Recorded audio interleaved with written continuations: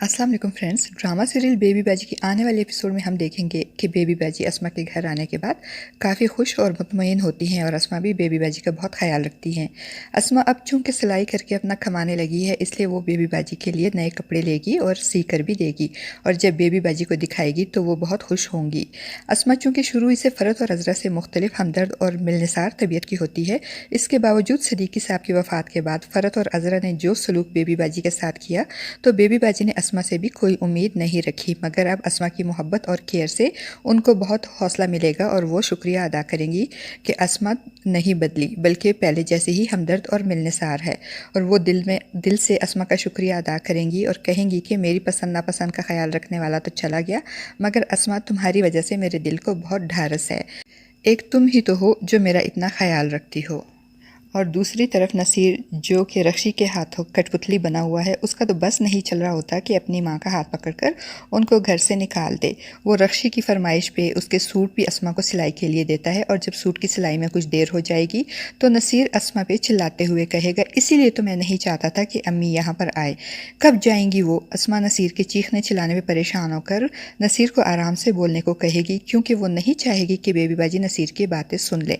मगर नसीर तो सुनाना ही माँ को चाहता था, इसलिए इसका मकसद पूरा हो जाएगा और बेबी बाजी, जो कि शाहजेब के पास होने पर इसके लिए खिलौना गाड़ी गिफ्ट लेकर उसको देने के लिए जा रही होंगी, वो नसीर की बातें सुन लेंगी।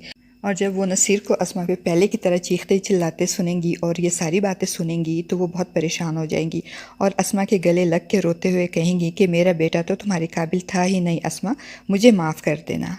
और दूसरी तरफ जब शहनाज को पता चलेगा कि बेबी बाजी अस्मा के घर हैं, तो वो भी इनसे मिलने आ जाएगी और बातों बातों में इनको बताएगी कि इसने समन का रिश्ता कहीं और तय कर दिया है। बेबी बाजी ये सुनकर सकते में आ जाएंगी, क्योंकि वो जानती हैं कि वलीद समन को बहुत पसंद करता है और सिद्दीकी साहब की भी यही ख्वाहिश थी कि समन और वलीद की शादी कर दी जाए।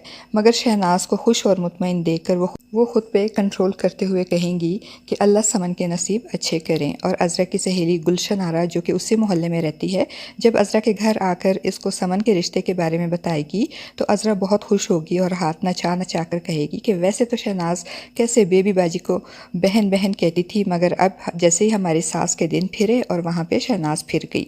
अज़रा बेबी बाजी की बेबसी पर बहुत हंसेगी, खुश होगी और खुशियाँ मनाएगी, मगर उसे शायद ये नहीं मालूम कि उसकी सहेली ये गुलशन आरा किस तरह अज़रा के पैरों तले से ज़मीन निकालेगी।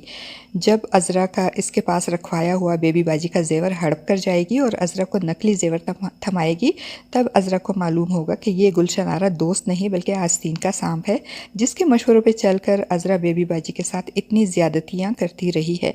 फ्रेंड्स, आपका इस बारे में क्या ख्याल है? अपनी राय का इज़हार कमेंट बॉक्स में ज़रूर कीजिएगा।